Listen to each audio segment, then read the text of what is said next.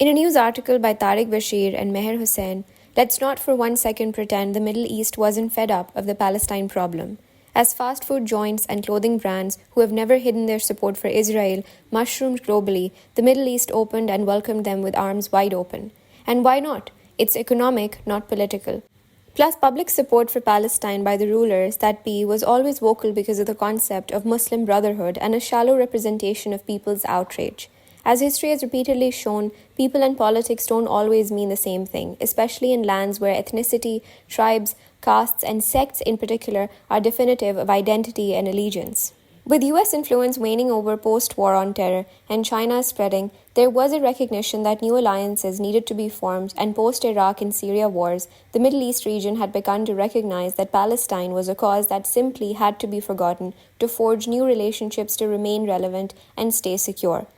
Enter the Abraham Accords under Trump's administration, spearheaded by his son-in-law, Jared Kushner. These paved a roadmap where a process of normalization between Israel and Muslim countries were to be established without offering a plan or a solution for the Israeli-Palestinian conflict as a means of bringing regional peace, offering security as the ultimate goal.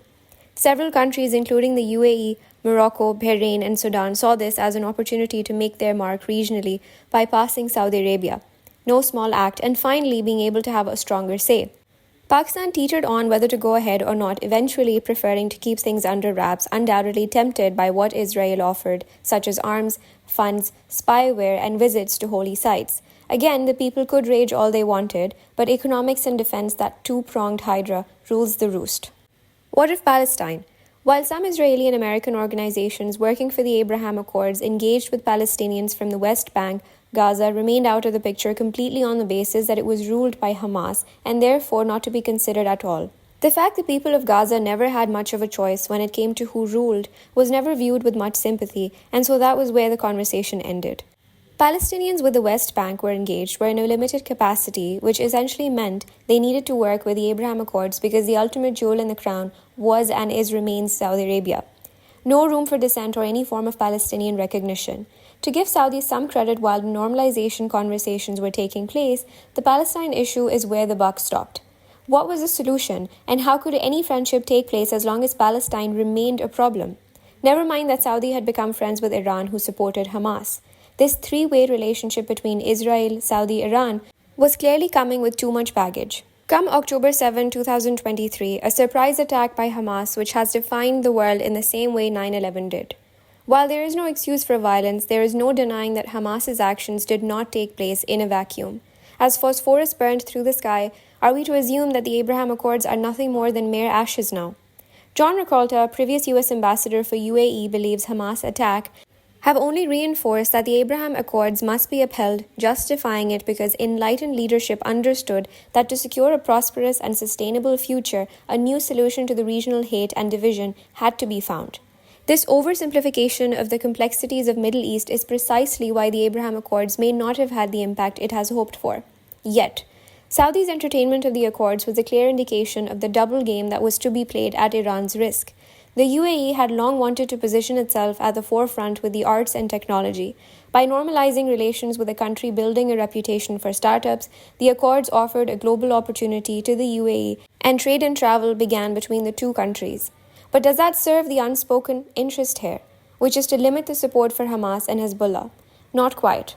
A waning US presence gives Israel the chance not to just fill the gap as the next big thing, but also means a direct hotline to the Saudi to finally offer a means to legitimately create new regional alliances whereby Iran stands isolated and is seen as the real problem, not Palestine. There are two things to consider here. Hamas's existence plays right into Israel's claim to exist. Palestine can exist in the form of West Bank, for which in return food, water, and menial jobs can be provided as humanitarian acts, while checkpoints merely serve as a reminder of the need to behave in order to continue to be given such basic necessities. But what's stopping Israel from wiping out Gaza?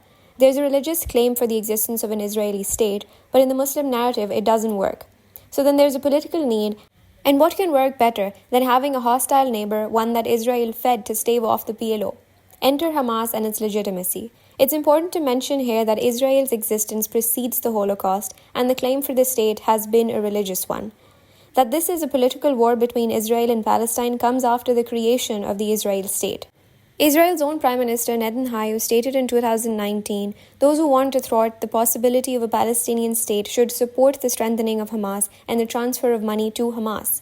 Former Israeli PM Ehud Barak also said in the same year, Netanyahu's strategy is to keep Hamas alive and kicking, even at the price of abandoning the citizens, because it's easier with Hamas to explain to Israelis that there's no one to sit with and no one to talk to. Secondly, any movement, whether it be an insurgency, freedom movement, or activism, it needs support. Iran's support for Hamas is what is identified as the real problem in the Israeli perspective, not the West Bank, which is comparatively touted as a successful project of sorts. How does one counter it? By making friends with the other kids in the sandpit and coming together to deal with the other rebel. Saudi's stance is clear. Normalization with Israel is attractive for defense and economic purposes, which is why the US can continue to claim that the Abraham Accords are necessary and still successful even if Saudi hasn't signed on. Palming off Hamas as a problem created by Iran on Saudi's part clears any apprehensions, if any, on Israel's part. The rest can do as they please if they must.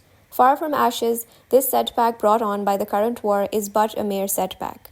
What then of Pakistan?